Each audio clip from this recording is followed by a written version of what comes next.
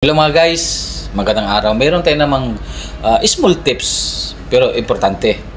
Makinig sa mga bago lang ito. Yung mga datihan na mga creator, abante na kayo. Scroll up na kayo o scroll down. Ito ay para man lang sa mga bago. So ganito, para malaman nyo na mayroon ba kayong violation o wala. Halimbawa, upload kayo umaga.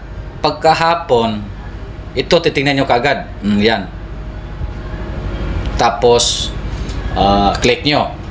Diyan yung nakikita ang, katulad yan. Diyan nyo makikita kung mayroon kayong violation o wala.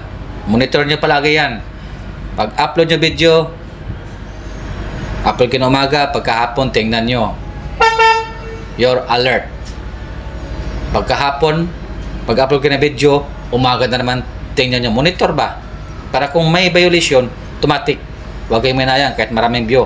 Delete nyo na mga guys. Paalam sa mga bago Bagong na-umpisa pa lang. Okay, so tip number 2 yan.